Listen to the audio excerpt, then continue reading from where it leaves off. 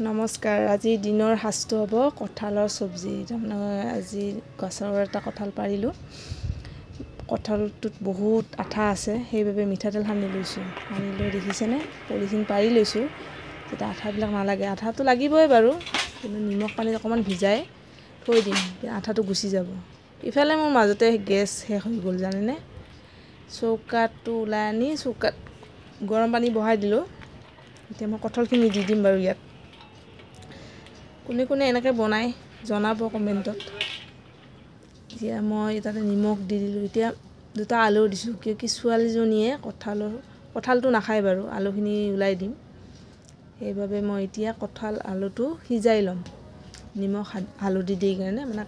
CGO যাব আৰু কালাৰটো উঠি যাব আৰু জুইত বনোৱা সোৱাদটোৱে বেলেগ দিয়কচোন চাই যাব কেনেকৈ বনাওঁ ইফালে কঁঠালৰ চব্জিটো ইফালে সিজে মানে মই দিনৰ ভাজিৰ আৰু ভাতকেৰেলা আনিছিলে একদম ফ্ৰেছ ভাতকেৰেলা আলুৱে মানে অকণ ভাজি কৰি ইফালে মোৰ কঁঠালটো ৰেডি হৈ আছে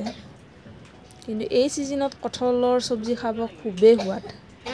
মোৰ কঁঠালটো হৈ গ'ল বইল্ড ইফালে মই পিঁয়াজ দি দিলোঁ ইফালে মানে ভাতকেৰেলা ভাজি লওঁ আগে কঁঠালৰ পানীটো যাব দিছোঁ কি তৰাই থৈ দিছোঁ বেছি পানী হৈ থাকিলেও ভাল নালাগে বাৰু সেইবাবে আগতে ভাজিটো বনাই ল'লোঁ কঁঠালটো মই তৰাই থৈ দিছোঁ ভাজিটো হোৱাৰ পিছত কঁঠালৰ চব্জিটো বহাই দিম হৈ গ'ল মোৰ ভাজি মই গেছ একদম জুইটো কমাই দিছোঁ গেছটো নাই গমেই পাইছে কঁঠালটো বনাব ওলাইছোঁ কি দিছোঁ জানেনে আদা ৰহুন জলকীয়া আৰু বিলাহী একদম মছলাটো ভাজি ল'ম বাহিৰা মছলা একো দিয়া নাই দেই পেকেটিং মছলা আৰু এনেকুৱা একদম ভাজি 5 মিনিটমান ভাজি ল'ম আৰু অকণমান পানী দি দিম আপোনালোকক গ্ৰেভি চিষ্টেম ধুনীয়াকৈ জুইৰ পৰা উঠি আছে বাৰু কাঠখৰি জুই হৈ গ'ল মোৰ মছলা ভাজি মই 1 কাপ পানী দিছিলোঁ পানীটো অকণমান শুকাবৰ কাৰণে দিছোঁ দেখিছেনে তেল যেতিয়া উঠিব অকণমান মানে মছলাটো এতিয়া আপোনালোকে কঁঠালখিনি দি দিব কালাৰটো কি ধুনীয়া হৈছে জানো কঁঠালৰ মানে বইল কৰিছিলোঁ আলু আৰু কঁঠাল সেইটো দি দিলোঁ এতিয়া ধুনীয়াকৈ ভাজি ল'লে হ'ল 10-15 মিনিটমান আপোনালোকে জুইটো একদমেই কমাই ল'ব মই এতিয়া চৌকাৰ জুইটো মই অলপ কমাই দিম বাৰু আমি খাই যাতে হ'বই অকণমানি দিলোঁ কিন্তু খাব খুবেই জুতি দেখিছেনে কালাৰ কি ধুনীয়া আহিছে আৰু আপোনালোকৰ হোৱাৰ আগেকৈ যোনে ধৰক গৰম মছলাটো খায় দিব পাৰে আৰু যোনে নাখায়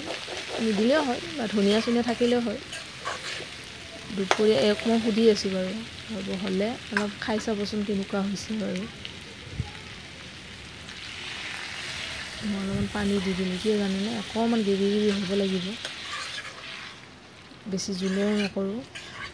নিয়ম অনুযায়ী কিছুমানে বাৰু জোলো খায় মই পূৰা জোল নকৰোঁ দেখিছে